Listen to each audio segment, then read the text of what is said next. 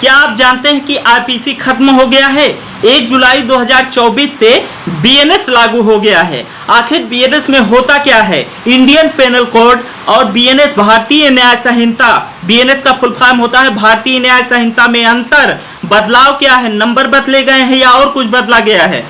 नमस्कार दोस्तों, प्रणाम। आप सभी लोगों को जनता जागरूकता ज्ञान वीडियो में स्वागत है। दोस्तों यह वीडियो केवल ज्ञान के लिए है। किसी भी तरीके से वीडियो का मकसद कानूनी सलाह देना नहीं है। किसी भी सलाह के लिए उचित कानूनी विशेषज्ञ के पास ही जाएं।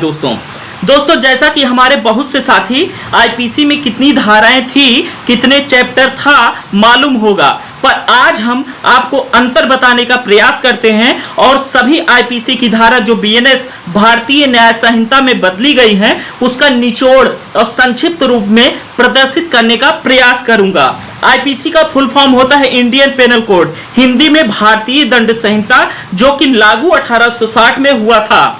अंग्रेजों ने इसे बनाया था ताकि भारत में अपराधों की परिभाषा तय हो। उस समय की भाषा थोड़ा जटिल था, आम लोगों को समझाना मुश्किल था। चूंकि जितने भी कानून बनते हैं संविधान के नियमों के आधार पर बनते हैं। कानून को जनता के लिए बनाया जाता है, जनता को जानना आवश्यक होता है, परंतु जटिल भाषाओं के कारण सिर्फ जनता ये समझ लेती है कि या तो सिर्फ बहुत पढ़े लिखे वाले ही समझ सकते हैं। इसी स्थिति को देखते हुए सरकार ने बीएनएस 2023 बना, लागू 1 जुलाई 2024 से हुआ।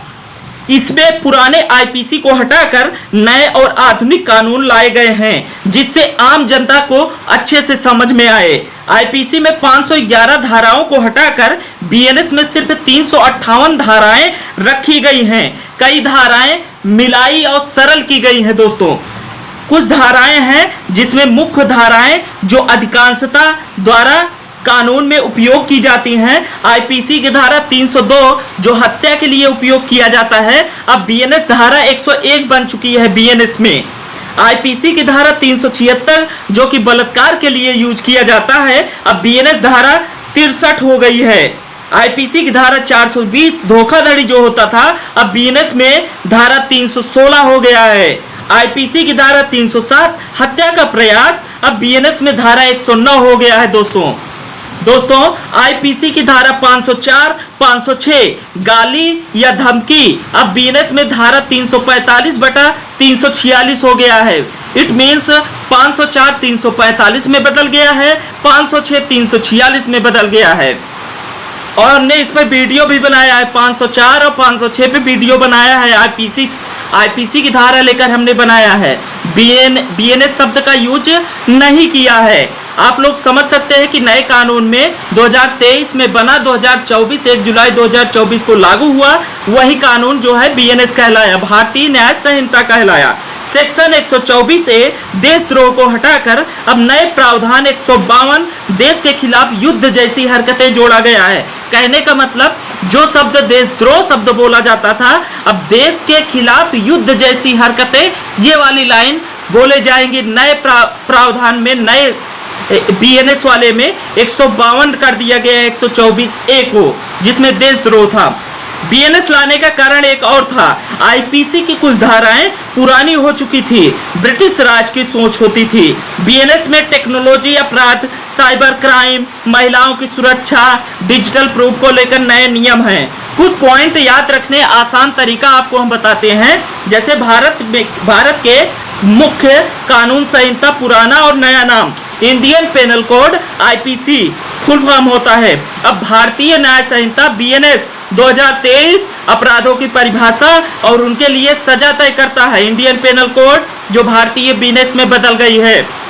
दूसरा है कानून को 3 भागों में बांटे गए हैं। पहले वाले में अपराधों की परिभाषा, उनके लिए सजा तय करता है जो बीएनएस है आईपीसी को बदलकर।